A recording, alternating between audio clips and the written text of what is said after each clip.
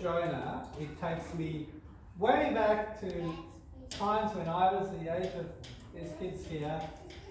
And I don't know about you guys, but if I said to you, what was the first thing that you think about when I say the story of Jonah? I think most of us would say, getting swallowed by the big fish, right? Yeah. So that's how I remember Jonah. The man that was swallowed by a fish. So today, we're going to try to, this is really hard for us, I know, with adults, you know, we have got imagination, but we're not used to using it a lot, maybe. So I'm going to ask you to try to pretend that we didn't know this story and look at it with fresh eyes. Because it's a great story, fantastic story, really nicely laid out. And I think there was a reason for that. So, what do we know about Jonah? He's mentioned in one verse of the Bible, apart from the book of Jonah. He's mentioned in 2 Kings 14:25. It says this: Jeroboam too recovered the territories of Israel before Lebo-Hamath and the Dead Sea, just as the Lord, the God of Israel, had promised through Jonah, son of Amittai, the prophet from Gath-Hepher. So that's kind of all we know about Jonah's background. He was a prophet. He was a prophet from the northern part of Israel, so like Israel, not Judah, Israel. And he lived, it would appear from the history, he lived in about close to the 8th century BC. But people don't really know when this story about him was written. And it's possible that the story, well, it might have been recorded, but it was told possibly a lot later than when he lived.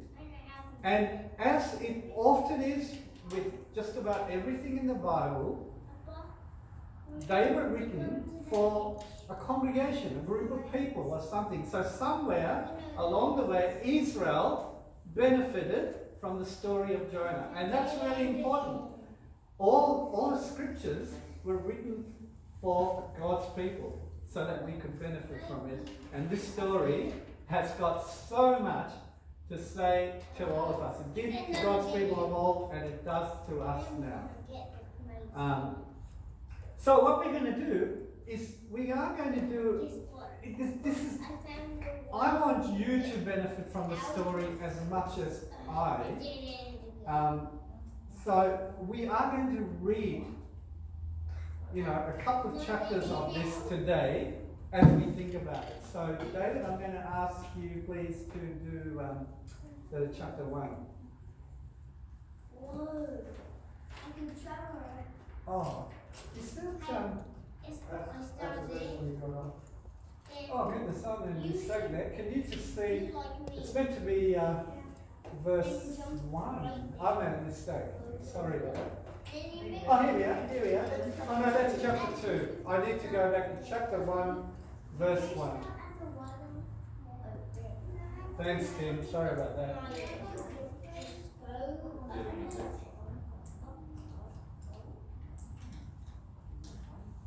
Now, I should tell you, this is a good time to say this. Oh, I'm on tape.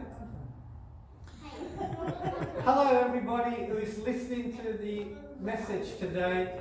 Welcome to this, and I hope you get something out of it.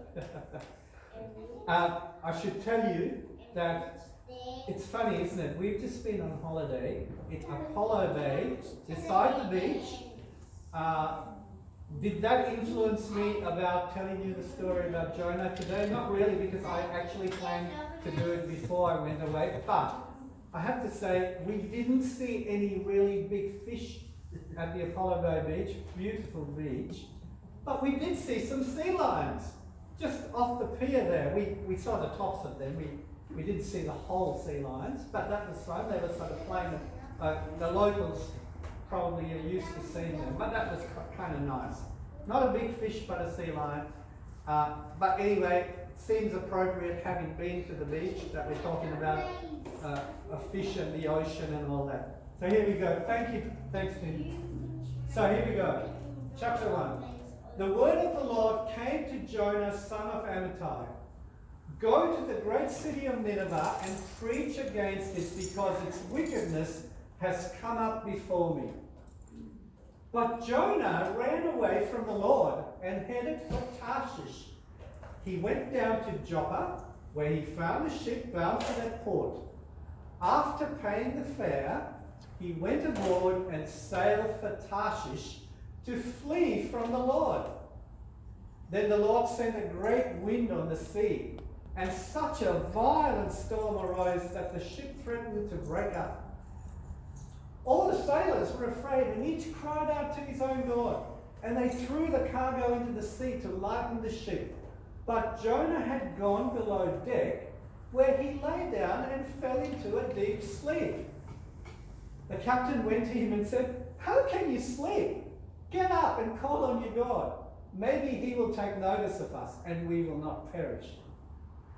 Then the sailors said to each other, "Come, let us cast lots to find out who is responsible for this calamity." They cast lots, and the lot fell on Jonah. So they asked him, "Tell us, who is responsible for making all this trouble for us? What do you do?" Sorry, tell us. Yeah, that's right. What do you do? Where do you come from? What is your country? From what people are you? He answered, "I am Hebrew, and I worship the Lord." So when it says the Lord in capitals, that is the unique Hebrew God. That's Yahweh. "I worship the Lord, the God of heaven, who made the sea and the land." This terrified them, and they asked, "What have you done?"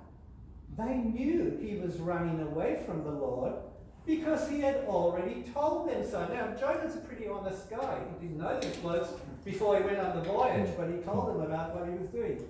The sea was getting rougher and rougher, so they asked him, "What should we do to you to make the sea calm down for us?"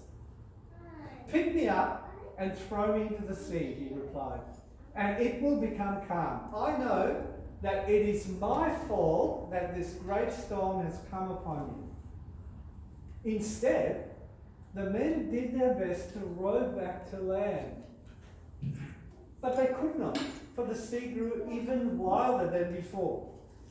Then they cried to the Lord, "Oh Lord," crying to the Lord of Israel, "Oh Lord, please do not let us die for taking this man's life.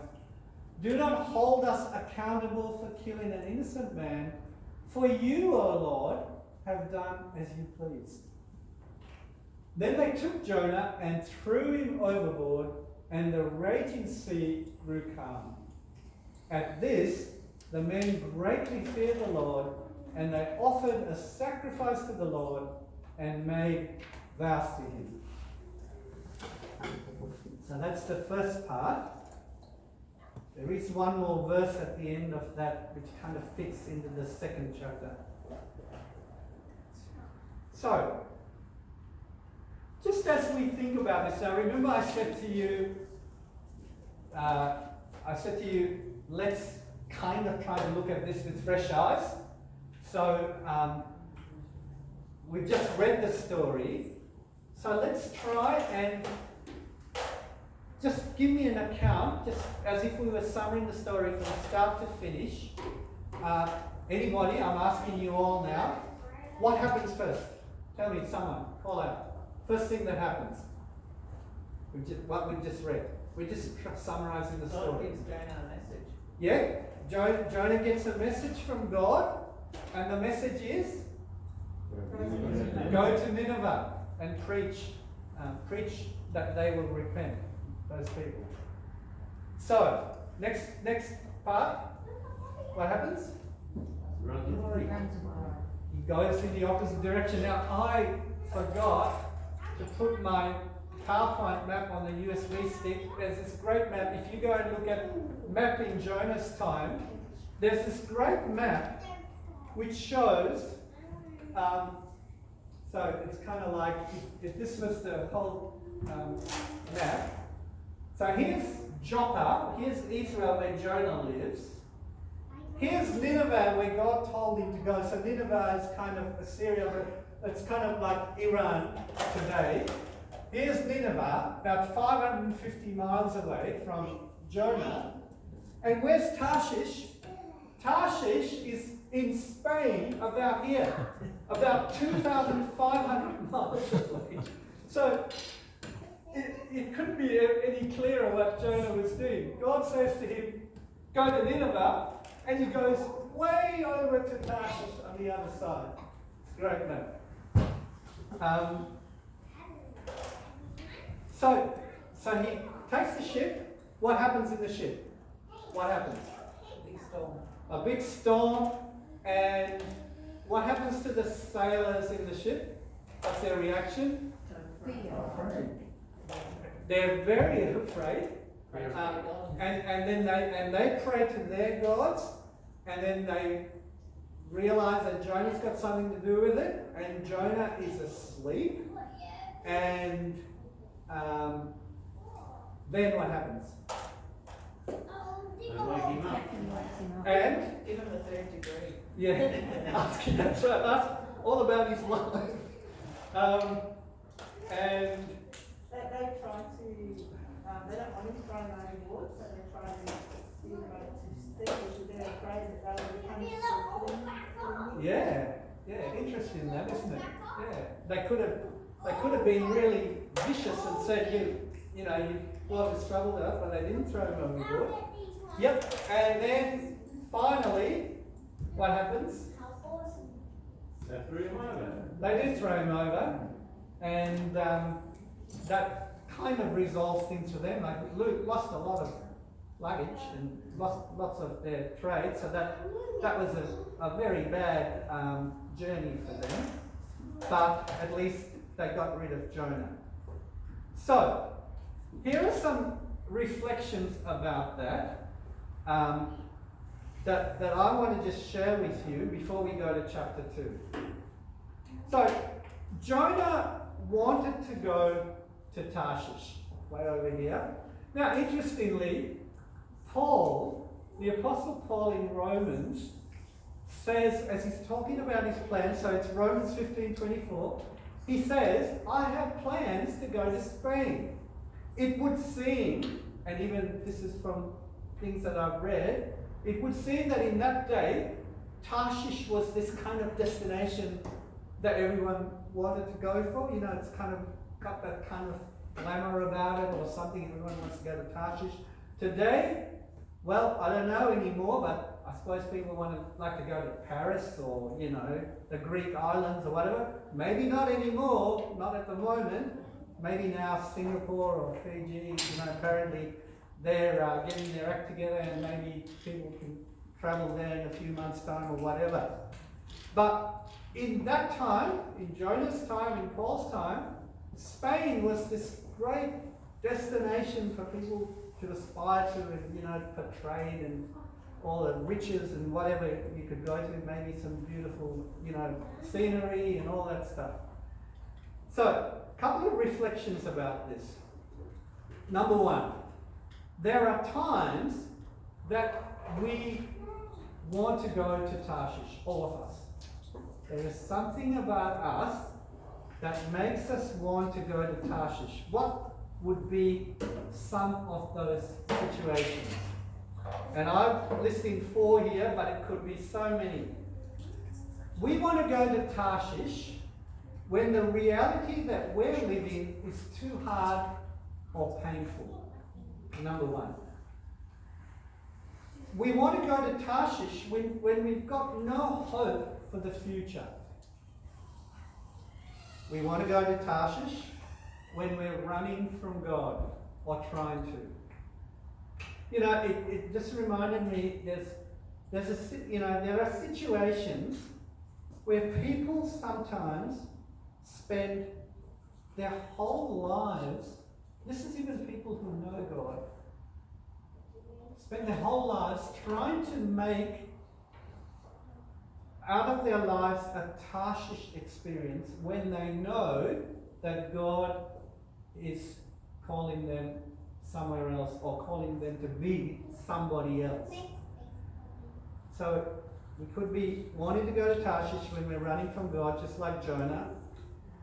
And it could be when we've just been granted the gift of time or Sabbath or recreation, but it's time to get back into normal life.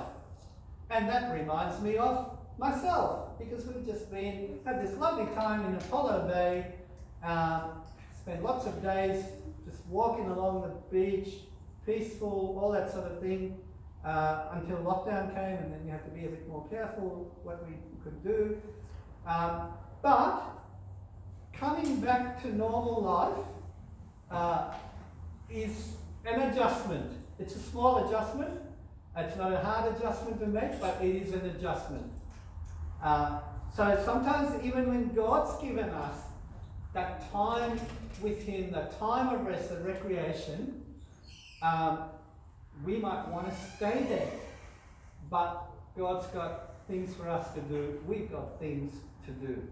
So, there are times when we all want to go to Tarshish, number one. The second one is, but Tarshish is often not reality. It's pie in the sky. It's an elusive dream. Jonah was really upfront that it wasn't the place he was meant to be. He was meant to be in Nineveh. It's told us that right up front in the book. He was running away from God. He even told the sailors what he was doing. Tarshish is often not reality. Facing reality is hard. But if God is there, it's the best place for us. And in this story, from start to finish, God is in control. And God's plans are good. So my question out of chapter 1 is, my question for all of us is, what is your Tarshish and what does God want you to do about that? What is your Tarshish and what does God want you to do about that?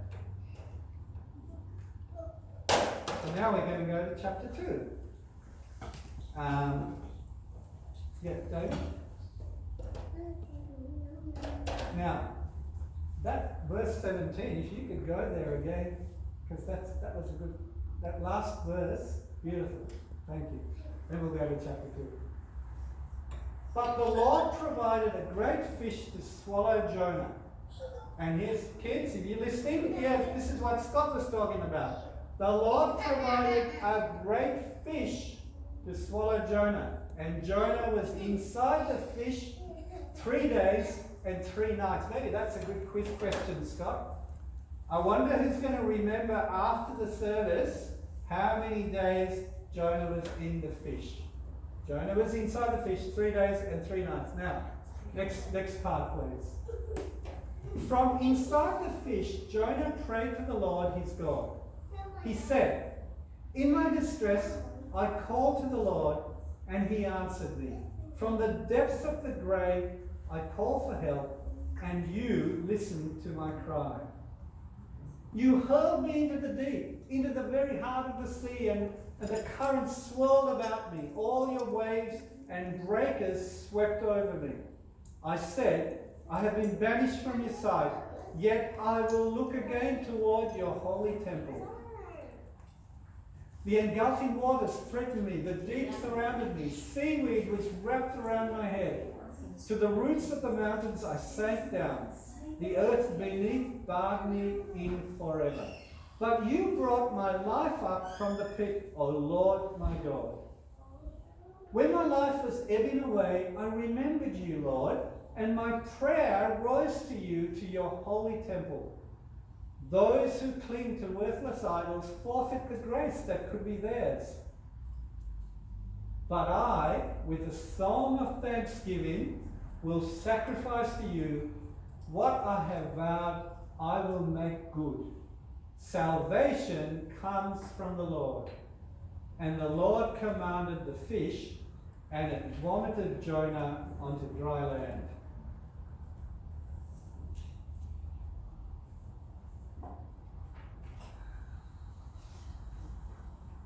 God sometimes has to go to great lengths to bring us back to himself.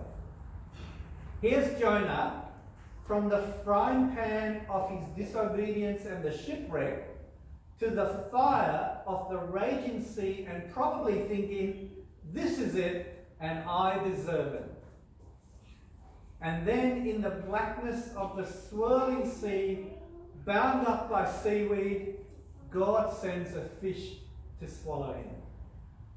And it's what happened in the fish, in the confinement of the fish's belly, that is really significant in this story. This is partly a very bit significant bit of the story. So, a couple of things, and Eugene Peterson, the writer of the message, has got basically a whole book about Jonah. So, a couple of reflections from him. Firstly, he says, Eugene Peterson says, the prayer of Jonah that we just read, it sounds just like the Psalms. And Eugene Peterson actually takes each part of Jonah's prayer and shows how it fits somewhere into one of the other Psalms. So it's like he's praying the Psalms. We often say that the Psalms are the prayers of God's people in the past, and they are a good foundation of fuel for our own prayers. And his prayer sounds like a psalm. Note also that prayer is really comprehensive. It's not just Jonah saying, God help me, I'm lost and I need your help, get me out of this problem. It's a comprehensive prayer. It's not just one thing. Jonah converses with God in this. He reveals his guilty heart, but he also praises God's goodness and grace and deliverance. And he makes promises to God. He realigns, he recommits to the plan and to the mission. Now, Jonah didn't choose to go into the fish, did he? That was God's work. It was a good thing he did because it saved him, but he didn't choose that. It was imposed on him. But there, in that confined space, closed in a space of limitations, repentance happened. There, he was revived. He saw things anew, and he realigned with God, regaining his focus. Now, question. Where else have we come across confinement and boundaries and restrictions? In the lockdown. Thank you, Brenda. And, we've just had this very short lockdown, but last year, it felt like the whole year was in lockdown. That's how it feels like for us. But many of the people, and not just people of faith, many people we know said that on reflection, there was lots of things that they learned in that lockdown. They learned about the things that really matter. That there's a sense in which some people anyway says that they were able to kind of clarify what are the values that really matter. What are the things we can really do without? What are the things that we suddenly realized in lockdown? Oh, we were so busy and our lives are so cluttered, and now we can't do those things. And it kind of gave us a bit of space and a chance to kind of rethink and maybe think about our own selves, think about our lives, think about the future, and so on. So, it's interesting that in a time of limitation, and Jonah experienced this, didn't choose to, but he experienced it, there was refreshing, and there was repentance, and there was a coming back to God. Now, Eugene Peterson likens that time in the fish's belly a bit like, John the Baptist, most of his time was in the desert. And he was, he found God and he found God's words in the desert, and he came and shared them with the people. And they were uncomfortable words for the people, but that's where John met God, in the desert. Jesus also, at the beginning of his ministry, was in the wilderness for 40 days, and he was tempted by the devil there. And Eugene Peterson says that those times was like lockdown, and those times were extremely significant for both those men and for their ministry. So I've got just two things now to finish with. We're going into Easter at the beginning of April. It's only, just a month and a bit away. And I'm coming back now to what Margaret was sharing before. In our tradition, we don't celebrate Lent, but in the Church Universal, it's a time to reflect on ourselves, to reflect on God, to reflect on the things that matter, and to reflect on what God's salvation means for us, deep down. And what does it mean for us? And what does it therefore mean for the people around us? So, the more I think of this story and Jonah in the whale, renewing his vows in his special lockdown, I wonder that it's not a good time for us as a church and as people to also be thinking, well, where am I, God? Where am I really? Have I got all these kind of Tarshish desires in me? And where are you sending me to? Where is my Nineveh? And trying to get clarity on it. We started the year with those 5 things, the 5 P's, and part of that was to help us to try and focus on our year. We had this very kind of confusing and disruptive year of COVID last year, and the 5 P's were trying to help us to focus back on the year that we would have. So it was deliberate, and now we're coming into Lent, and it might be a good time to review, well, where are we going? Where are we with God? But not just individually, where are we as a church with God? A few years ago, we took on a kind of a fairly big commitment and a direction that said, we want to grow young. We need to grow young. We need to reconnect with the young families in our community. And we've started to do some things towards that, but we want to keep going that way. It's a great time for us to prepare our hearts as a church as we go into Lent, and it all revolves around the significance of Easter. That's where it comes from. Out of Easter comes our mission, the mission that we as a church are. We say in our vision statement over there on the wall, being an accepting community, reflecting Jesus, sharing the good news with love. That's our vision. It comes out of our mission. It comes out of Easter. So that's one thing. Good time to use this time of Lent to reflect and pray and bring ourselves back before God, prepare our heart individually and as a church. The second thing, I'm going to finish after this, is to think about what is our mission.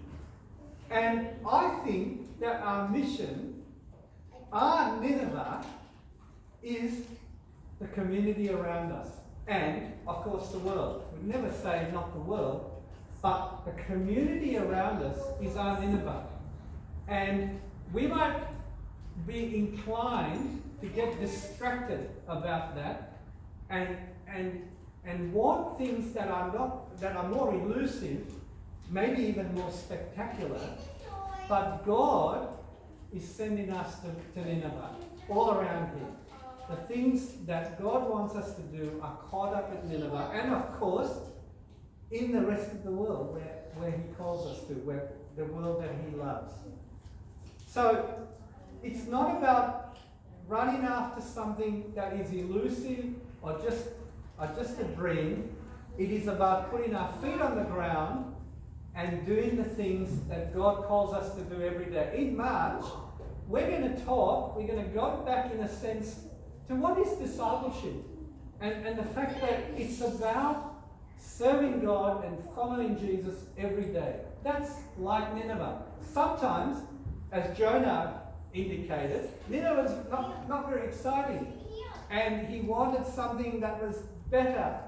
But all the time he knew that that wasn't reality. And I think our reality, God is showing us very clearly. And we're on the way. We are on that journey. But let's not get distracted. Because that's what God would have us do. And next week, we'll look at the end of Jonah and a couple of other really important things that we need to learn from his life. Thanks. That's it. The last song that we're going to sing